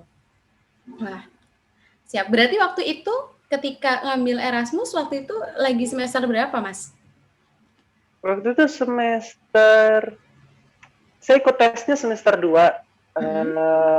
Ngambilnya semester 3 di Yunani. Terus di Jerman ini karena internship, waktu itu ngambil pas summer break, pas libur musim panas, karena lumayan lama, 3 bulan liburnya udah di situ, internship magang di situ. Okay. Memanfaatkan waktu libur gitu biar nggak rebahan terus di kos. Oke, berarti di Erasmus itu pun juga dapat 2 kali ya? Satu yang buat studi sama satunya yang internship itu? Ikut dua-duanya nyobain. Bisa, berarti bisa available ya, bisa maksudnya walaupun udah dapat satu jenis program Erasmus, bisa ikut program yang lainnya kayak gitu kan? Bisa, bahkan program Erasmus internship itu masih boleh. Misalkan saya sekarang kan udah jadi lulusan ya, sudah jadi alumni, itu masih punya jatah waktu 1 tahun untuk apply lagi buat internship kalau mau. Masih bisa dikasih. Cuman ada maksimalnya, misalkan kalau Erasmus studi maksimalnya itu 2 semester.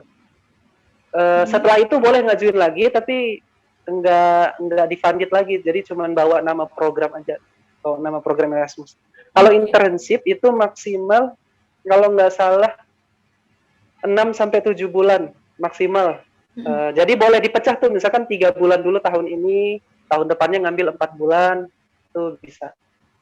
Wah, gitu ya. Wah, ini buat pencari magang ataupun beasiswa yang pengen merasakan di kampus lain gitu ya. Kalau ini berarti mirip ya sama konsep kalau sekarang tuh yang di Indonesia lagi juga ada ya program bisa daftar kuliah, maksudnya ikut program dari pemerintah nanti kuliah di kampus lain kayak gitu kan? Bisa jadi. Oh iya, udah saya nggak bisa bawa topik ini ya berarti. Oke. Nggak tahu soalnya itu program yang mana. Iya, dari kayaknya baru mau oprek gitu. Oh. Teman-teman gitu, adik-adik tingkat pada cerita mau ikut Tapi yang tadi program. tuh ada Erasmus yang emang teman-teman bisa apply ya tanpa lewat kampus masing-masing. Jadi kayak semacam LPDP lah. Jadi apply untuk beasiswa. Beberapa teman saya tuh coba nge-apply, tapi nggak tahu apakah lulus atau enggak. Tapi memungkinkan untuk dijadiin semacam beasiswa LPDP atau AS atau sejenisnya gitu. Jadi nggak harus ongoing tuh ada. Setahu saya ada, tapi detailnya saya juga kurang tahu. Mungkin teman-teman bisa browsing di websitenya Erasmus langsung. Oh, oke, iya. Jadi kalau untuk Mas Muhammad ini kan memang mendapatkan beasiswanya saat ongoing ya kalau untuk Erasmusnya. Kalau yang tadi untuk sebelum keberangkatan beasiswa dari Provinsi NTB. Betul ya? Ya, gitu. Oke, selamat datang kembali Mbak Anissa. Gitu. Lebar saya. Ya, mohon maaf ya. Iya, nggak apa-apa Mbak, bukan kesalahan Mbak. Ini, jadi tadi Mas Muhammad udah berbagi beberapa informasi terkait varian-varian apa aja nih dari beasiswa Erasmus. Nah, kalau untuk Mbak Anissa sendiri, untuk beasiswa LPDP itu ada varian apa aja sih Mbak gitu untuk jenis beasiswanya? Kalau tadi kan kalau untuk Mas Muhammad itu beliau mendapatkan beasiswa ongoing gitu, tapi kemungkinan juga ada yang beasiswa yang sebelum masuk kampus kayak gitu. Cuman informasi lebih lanjutnya bisa dicari di websitenya Erasmus. Nah, kalau untuk LPDP sendiri itu kayak gimana sih Mbak?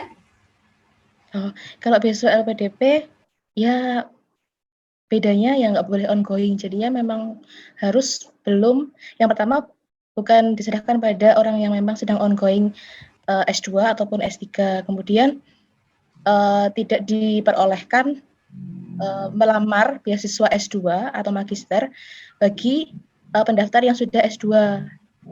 Ya memang harus bisa, kalau sudah S2 berarti kalau pengen beasiswa LPDP ya nanti S3 seperti itu. Begitu juga dengan kalau pendaftarnya sudah S2 dan S3, tidak boleh melamar S2 maupun S3. Jadi memang diperuntukkan yang memang belum kuliah di magister maupun di doktoral. Seperti syarat yang sudah ada dalam buklet saat ini juga sudah diperbarui ya. Karena memang saat ini juga sudah dibuka mulai tanggal 4 kemarin terkait dengan pendaftaran, mulai publikasi ya tanggal 4. Itu juga sudah diperlebar terkait dengan diperluas terkait dengan kualifikasi tertentu yang memang bisa mendaftar beasiswa LPDP. Kalau untuk tahun kemarin ya ada 2 afirmasi dan reguler. Tapi kalau tahun sekarang sudah diperbarui ada 3 ya. Yang targeted seperti kayak PNS, Polri dan sebagainya. Kemudian umum yaitu ya reguler itu dan lain sebagainya. Kemudian yang ketiga adalah afirmasi kayak alumni bidik misi, kemudian orang yang memang pelamar yang memang tinggal di daerah 3T dan lain sebagainya, seperti itu juga diperluas. Kemudian ada wacana juga akan ada, tapi ya nggak tahu kapan, ya semoga aja besok ada juga S1 yang disponsori oleh LPDP juga. Jadi lebih meluas seperti itu. Tapi kalau untuk tahun ini yang masih dibuka, yang kemarin awalnya beasiswa umum, kemudian sekarang sudah kayak targeted, kemudian sama juga afirmasi dan lain sebagainya. Yang memang sekarang udah ada persyaratan baru di mana bisa juga orang yang melamar itu udah mengantongin LOE unconditional, kemudian juga tidak memungkiri juga yang memang belum memiliki LOE unconditional juga bisa melamar seperti itu. Kemudian juga orang yang memiliki LOE kemudian di perguruan tinggi dunia yang memang sudah ada dalam udah dalam ACC dari LPDP itu, ada orang daftar yang sudah mendaftar di sana, kemudian mendaftar atau melamar beasiswa LPDP itu juga sekarang sudah diperbolehkan. Jadi udah semakin luas dan sebagainya kalau memang ingin kuliah di dalam negeri maupun di luar negeri sesuai dengan kriteria tertentu seperti itu pastinya. Wah, siap. Nah, ini saya mau nanya nih, kalau misalkan nih lagi kuliah gitu ya, dapat beasiswa LPDP, terus habis itu ikut programnya Erasmus, itu bisa nggak? kan tadi Kalau LPDP kan nggak boleh ongoing kan. Misalkan udah dapat LPDP nih, terus mau ikut Erasmus, pas lagi kuliahnya mau ikut Erasmus untuk internship-nya gitu. Atau mungkin yang beasiswanya itu boleh nggak sih sebenarnya? Ini kira-kira tahu nggak? Kalau setahu saya yang terkait dengan sudah mendapatkan beasiswa LPDP, ya nggak boleh mendua seperti itu. Oh, Ya, karena memang kalau sama internship, kemudian conference internasional, kemudian beasiswa penelitian udah ada di LPDP semua, udah terlingkup dan sebagainya, udah lengkap lah, paket hemat di sana, paket lengkap di sana, seperti itu. Kalau setahu saya. Iya. Ya. Siap. Baik. Berarti kalau untuk sudah mendapatkan beasiswa LPDP gitu, sudah menerima, sudah ikut program LPDP, tidak boleh atau tidak diperkenankan untuk mencari beasiswa lain ya.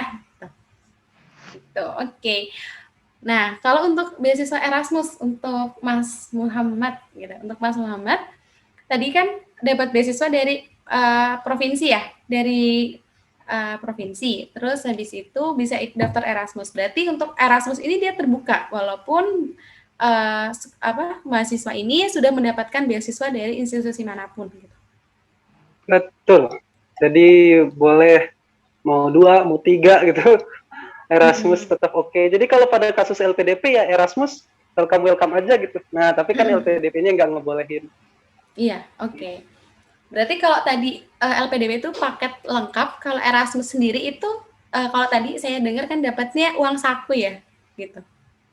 Berarti bentuknya uang saku dikelola sendiri untuk apa-apanya gitu ya? Iya, betul. Tapi kalau Erasmus itu dia tuition fee-nya itu tetap bayar. Jadi maksudnya SPP kita tetap bayar. Jadi kita cuma dikasih living allowance per bulan doang. Kalau LPDP kan beda. LPDP itu sampai tuition fee-nya dibayarin. Cuman untungnya dulu karena tuition fee saya udah dibayarin sama beasiswa provinsi, jadi ya udah nggak perlu bayar lagi gitu. Oh iya betul. Oh iya, Masya Allah. Berarti jadi ini misalkan ya. Mbak Izro misalkan di ITB, misal di ITB, terus ikut Erasmus ke Itali, nah tetap bayar SPP, tapi bayar SPP-nya itu SPP kampus di ITB, kampus di Indo, kampus asal. Oh, berarti jadi SPP-nya kampus asal ya? Bukan SPP di Itali. Oke, berarti waktu Mas Muhammad itu juga membayar SPP-nya di kampus Polandia, bukan kampus yang Yunani gitu. Betul. Oh, betul. Siap. Berarti untuk program di kampus Yunaninya sudah nggak ada biaya gitu ya, hanya tadi dapat uang saku untuk living allowance atau untuk biaya tinggal, biaya hidup di selama program gitu ya. Siap. Ini ada pertanyaan dari Uhmailotin gitu. Kalau untuk melanjutkan S2 Pendidikan Agama Islam, ada program beasiswanya juga nggak? Kalau ada, bagaimana caranya bisa ikut? Ini mungkin maksudnya pertanyaan untuk LPDP kali ya, untuk S2 Pendidikan Agama Islam. Kalau sepengetahuan Mbak Anissa ada nggak ya, Mbak? Ada, banyak, ada teman PK juga yang memang dia S1-nya jurusan PAI, kemudian ingin melanjutkan juga PAI juga, biasanya di UIN ya kalau di Indonesia ya, di dalam negeri. Tapi kalau di dalam negeri kurang tahu, biasanya jarang. Tapi kalau yang dalam negeri banyak yang lanjut S2 di UIN seperti di bidang agama. Banyak kok bisa lanjut, bisa aja itu kualifikasinya bisa cek di bookletnya di lpdp.kemenq.go.id, bisa dicek di sana. Apakah Mbaknya sesuai kualifikasi yang mana seperti itu. Ya, bisa dicek di lebih lengkapnya di ini ya, lpdp.kemenq.go.id gitu. Ya, betul. Berarti untuk beasiswanya bisa untuk apply Mbak, tadi panggilannya siapa ini? Mbak Mai ya berarti. Mbak Mai gitu ya. Gitu bisa. Nanti untuk kampus tujuannya atau kampus yang bisa di apply itu bisa lihat langsung di bookletnya gitu ya. Siap. Oke. Ya, terima kasih. Ya. Siap, semoga dimudahkan ya Mbak Mae. Iya. Siap. Oke. Berarti ini ya, dari kita sendiri itu yang pertama, sebelum mengikuti beasiswa atau mengikuti sebuah program beasiswa, kita harus kenali dulu cara-caranya, terus tadi ya boleh nggak mendapatkan beasiswa lain kayak gitu. Karena kalau misalkan melanggar berarti dapat penalti gitu ya Mbak kalau untuk LPDP halaman 2 gitu. Gimana, maaf? Oh iya, kalau misalkan ternyata iseng nih gitu, daftar beasiswa lain gitu, padahal udah dapat LPDP gitu, berarti dapat penalti gitu kali ya Mbak? Ya kalau ketahuan biasanya seperti itu. Nanti ada kayak surat peringatan, kemudian ada tindakan. Ya kalau yang tahu, yang penting saya bisa fokus aja kalau memang udah dapat beasiswa LPDP ya fokus aja karena memang udah paket lengkap di sana, udah kita tinggal fokus belajar kayak gitu sepertinya. Siap. Dan kurang tahu terkait dengan kasus seperti itu belum nemuin sih sebenarnya. Jadi ya kemungkinan dapat penalti. Oke. Ini kayaknya mau ada pertanyaan lagi Mbak untuk LPDP juga nih Mbak, soalnya PNS gitu. Kalau ASN gitu ingin mengajukan beasiswa S2 tapi usianya 43 tahun, itu kira-kira kemana ya? Kemana tuh maksudnya gimana Pak? Mungkin maksudnya kampusnya atau mungkin. beasiswanya gitu ya? Ya, mungkin kalau beasiswanya, kalau LPDP setahu saya 40 Pak ya? Maksimal 40 tahun ya Mbak? Apa 35 ya? Kalau S2 kayaknya 35, seingat saya ya. Kalau yang S3 baru 40. Kalau 43 mungkin bisa, mungkin ya, karena memang ada beberapa sedikit pengetahuan saya, bisa mengajukan di instansi. Biasanya kalau PNS kan ada juga ya biaya untuk ongoing pendidikan selanjutnya seperti itu biasanya. Oh, berarti pengajuannya beasiswa ke instansi ya, Mbak? Iya, biasanya kalau biasanya ada yang kayak menyediakan sendiri, tapi kalau beasiswa LPDP ada batas umurnya. Kurang tahu kalau yang Erasmus. Coba yang ini. Mas Muhammad. Untuk Mas Muhammad, untuk Erasmus ada persyaratan batas usia gitu nggak, Mas? Kalau yang saya ikutin nggak ada syarat usia. Yang ada tuh syarat status. Maksudnya dia harus jadi mahasiswa di kampus-kampus tertentu, gitu-gitu doang. Tapi kalau jenis Erasmus yang lain, saya kurang tahu ya, maksudnya Erasmus yang full cover, yang full 2 tahun, saya masih kurang tahu apakah ada batas umur atau enggak. Tapi khusus di saya, selama jadi mahasiswa di kampus partner, itu umur berapapun tuh masih bisa ikut. Nah, cuman masukan dari saya gitu, karena saya juga termasuk orang yang ngambil beasiswa yang nggak mainstream, nggak banyak orang ambil. Sebenarnya beasiswa tuh ada banyak banget gitu ya. Hanya saja mungkin kadang kita masih dibatasi gitu ya, dikotakkan oleh beberapa beasiswa yang populer gitu. AS, LPDP. Padahal banyak banget tuh beasiswa-beasiswa selain yang itu. Nah, mungkin teman-teman, bapak-bapak juga, ibu-ibu sekalian, coba browsing juga gitu beasiswa-beasiswa lain yang selama ini tuh sebenarnya mereka demand-nya banyak, cuman peminatnya kurang gitu. Mereka tawarnya tuh banyak banget kuota beasiswanya, tapi nggak banyak yang ikut karena nggak banyak yang tahu. Atau bahkan beberapa teman saya itu kuliahnya itu dengan dia ngedatangi langsung yayasan-yayasan tertentu, ngajuin proposal dan minta dibiayain. Itu ada yang kayak gitu. Jadi dengan deal-dealan, misalkan nanti Pak, kalau saya udah selesai, saya akan kerja di yayasan Bapak, atau saya akan kontribusi begini-begini. Atau nanti hasil penelitian saya akan dibeginikan oleh yayasan Bapak. Itu ada yang kayak gitu. Jadi mereka tuh bawa proposal sendiri, pergi langsung ke yayasan tertentu untuk minta. Ada juga teman saya yang pergi ke gubernurnya gitu. Pak, nih saya mau beasiswa, saya udah dapat LOE, saya minta dibiayain dong gitu. Ada pendanaan nggak yang bisa saya pakai? Itu ada. Dapat tuh dibiayain. Jadi banyak banget opsi buat S2. Jadi maksud saya jangan sampai kita hanya, LPDP nih nggak boleh nih kalau usia 43, lantas udah selesai gitu. Enggak gitu, ada banyak cara menuju Roma gitu. Bahkan salah satu teman saya di Polandia tuh kerja biaya sendiri, SPP biaya sendiri, tapi dia sambil ambil kerja sambilan, ada juga yang kayak gitu. Dan selesai juga tuh S2-nya. Jadi opsinya tuh ada banyak, jangan sampai kita ngebatasin diri gitu. Silakan nyari. Kalau LPDP tutup usia 43, ya kita cari beasiswa lain gitu. Siap. Atau misal yang lebih keren tuh, siapa tuh ngajuin proposal ke ketua ISNET gitu. Oh iya benar. ISNET scholarship gitu ya. Kita doakan nanti supaya suatu hari itu ada ISNET scholarship. Ya sih Amin. betul kan, Amin. amin gitu. Jadi Sponsor saingannya Saya daftar, LPDP saya gitu. daftar, saya daftar. Saya juga berencana mendaftar nih sebagai pencetus pertama ya. Iya. Saya yang kedua ya. Betul. Ini kita nggak apa-apa. Kalau anak muda tuh gitu ya. Jadi menyampaikan ide dengan percaya diri. Urusan nanti iya atau enggaknya kita serahkan kepada Yang Maha Kuasa. Iya betul. Baik, Masya Allah. Terima kasih Mas Muhammad memberikan ide yang luar biasa. Ya, ini senior kita lagi ketawa-tawa nih nonton kita kayak gini nih. Ya baik, semoga cukup menjawab ya untuk Bapak Tony gitu. Jadi kalau untuk LPDP memang ada batas usia dan ini mungkin saya tambahan sedikit gitu karena saya beberapa minggu yang lalu ikut kelas beasiswa yang untuk ASN juga gitu.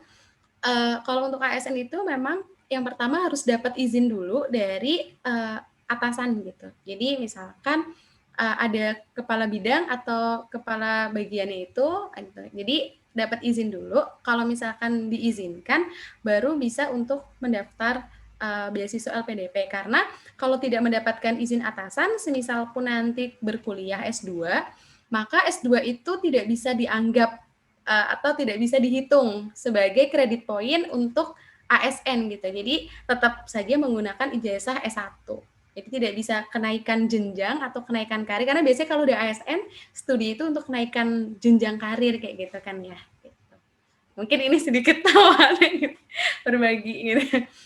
Jadi memang izin dari atasan itu tingkat pertama sih. Biar nggak eman-eman S2-nya. Nah, mungkin ini ya, karena mengingat waktu juga, sebentar lagi sudah pukul 3 di sini gitu ya. Mungkin mau minta closing statement gitu ya, dari Mas Muhammad dan Mbak Anissa gitu, untuk kita semua di sini gitu, yang teman-teman yang sedang studi, sedang kuliah, sedang mungkin cari beasiswa atau sedang menjalankan beasiswa gitu kan, sedang mendapatkan amanah mendapatkan beasiswa gitu. Mungkin closing statement dari Mas Muhammad dulu. 2 menit ya Mas, 2 menit. Assalamualaikum warahmatullahi wabarakatuh. Saya kesempatannya hanya ingin nyemangatin doang ya teman-teman yang sedang menjalankan amanah apapun, nggak cuma beasiswa, tetap semangat gitu ya. Meskipun gagal sekali dua itu boleh. Karena menurut saya tuh hidup itu kayak lagi nyusun puzzle ya. Kadang kita nggak pernah tahu gambar akhirnya itu kayak apa. Bisa jadi Allah Subhanahu Wa Taala tuh ngasih puzzle hidup kita itu, gambarnya itu kayak gambar panorama sunset. Jadi warna merahnya banyak banget. Sunsetnya di laut. Atau bisa jadi Allah itu ngasih puzzle kita tuh gambar panorama langit malam dengan rembulan, terus banyak bintang bertaburan. Bisa jadi suatu hari Allah itu ngasih kita kepingan warna hitam, hitam legam banget dan kita nggak suka. Itu jangan dibuang, karena itu hanya satu bagian doang dari pelengkap puzzle kita. Karena kalau kita buang, itu puzzle kita nanti bolong-bolong di akhir. Atau bisa jadi suatu hari itu kita dicoba emosi banget, marah banget sama teman di organisasi, ada teman di tempat kerja. Bisa jadi itu cuma satu puzzle yang warna merah. Padahal kalau kita lihat wall picture-nya, itu adalah bagian dari sebuah gambar sunset sore hari yang indah banget. Di pantai, ada lautannya.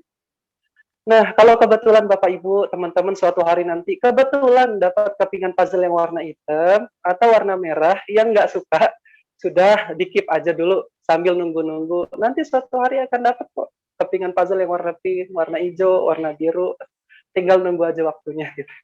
Tetap semangat Bapak Ibu sekalian, teman-teman semua. Semoga senantiasa diberkahi oleh Allah Subhanahu wa taala. Terima kasih Bu Moderator. Ya, kembali kasih Mas Muhammad, Masya Allah.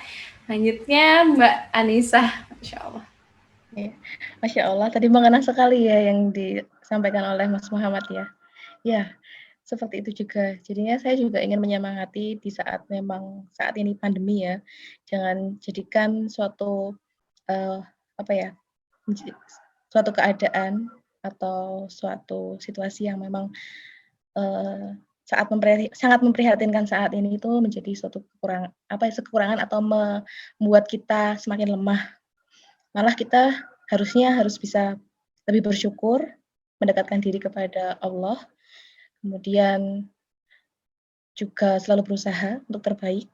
Kemudian kalau seumpama memang saat ini ada yang lagi studi, semangat mengerjakan skripsi atau tesisnya, atau mungkin ada yang S3 disertasi, semoga dimudahkan karena memang kondisi saat ini sangat menantang sekali untuk menyelesaikan amanah-amanah kita di luar sana.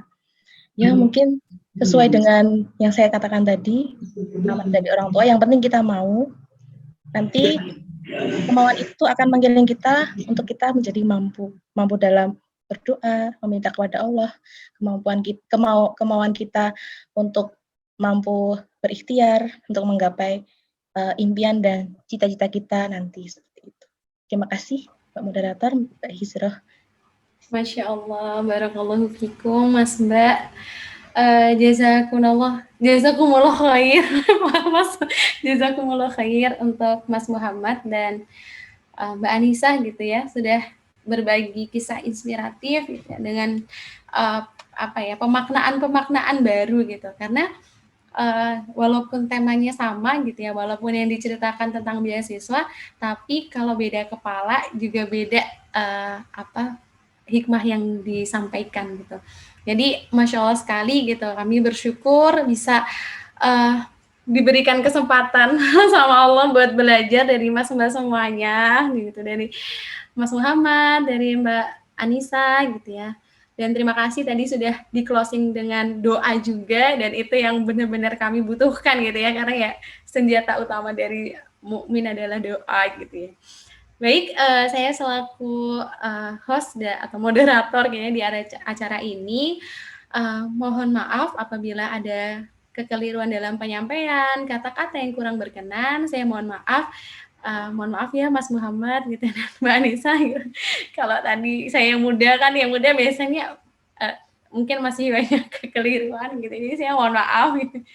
Nah, mungkin ini saya izin tutup, tapi sebelumnya nanti saya sampaikan bahwa di akhir dari acara ini nanti kita ada foto bersama. Jadi buat para peserta semuanya bisa menyalakan, bersiap-siap untuk menyalakan kameranya, nanti kita akan dokumentasi foto bersama di akhir sesi gitu. Mungkin sedikit saya ambil secuil gitu ya, kesimpulan, secuil aja gitu, karena banyak sekali versi kesimpulan gitu ya, yang bisa kita ambil dari siang hari ini adalah bahwa menjadi muda itu adalah pilihan gitu, karena walaupun muda itu adalah angka gitu ya, istilahnya ada usia kelompok muda, kelompok tua, tapi berjiwa muda itu adalah pilihan. Dan saya harapkan teman-teman semua di sini, kita adalah orang-orang yang memilih untuk memiliki jiwa yang muda, yaitu jiwa yang penuh semangat, pantang menyerah, terus percaya pada Tuhan bahwa selalu ada jalan menuju impian. Mungkin itu ya. Jadi banyak banget jalan-jalan yang bisa kita tempuh. Satu pintu tertutup, akan ada jalan-jalan yang lain. Yang penting bagaimana kita terus berusaha untuk terus mencari dan melakukannya cara-caranya dengan kebaikan, dengan hal-hal yang diizinkan dan diridhoi oleh Tuhan Yang Maha Kuasa. Mungkin itu dari saya selaku host mohon undur diri, dan terus stay tune gitu ya dengan acara-acara dari Tausiah Isnet gitu ya, atau acara nanti lain gitu ya, karena Ramadannya udah mau berakhir, ya Allah udah hari ke-27 ya hari ini gitu kan, puasa ke-27 kan ya, bener gitu. Jadi semoga Ramadan kita bisa ditutup dengan amal-amal kebaikan yang menyempurnakan gitu. Kalau yang sudah baik, semoga kita bisa menyempurnakan sampai akhir Ramadan ini. Bagi yang belum baik, ayo mari kita terus isi, masih ada kesempatan, masih ada waktu, kita isi dengan kebaikan-kebaikan. Semoga Ramadan kita husnul khatimah, kita menjadi insan yang fitri gitu ya, dan Allah berkahi kehidupan kita. Semoga bisa ketemu di Ramadan tahun selanjutnya gitu. Baik, kalau mau stay tune ke Mas Muhammad sama Mbak Anissa, bisa follow mungkin di IG atau apa gitu. Promosi dulu mungkin akun sosmednya, lumayan nambah followers. Mungkin mau berbagi Mas Muhammad, ada Instagram ya? Punya nggak update. Oh ya, berarti tadi nggak apa-apa ya kalau mungkin ngubungin gitu ya, misalkan ada yang mau nanya lebih lanjut gitu ya. Ya, silahkan. Bisa cari aja @anisahnovikarunia kayaknya sih gitu, bener nggak Mbak? Kok tahu? Kok tahu ya? Oh ya, benar. Ya, soalnya kayaknya nggak kayak saya yang pakai angka-angka gitu. Kalau untuk Mas Muhammad ada IG dan Facebook gitu ya, @zurhalki, ZURHALKI gitu ya. Silakan teman-teman gitu ya. Mungkin itu saja, marilah kita akhiri gitu ya. Saya undur diri, wabillahi taufiq wal hidayah. Mohon maaf apabila ada kesalahan. Wassalamualaikum warahmatullahi wabarakatuh. Waalaikumsalam warahmatullahi wabarakatuh. Ayo kita foto bersama dulu ya. Silakan.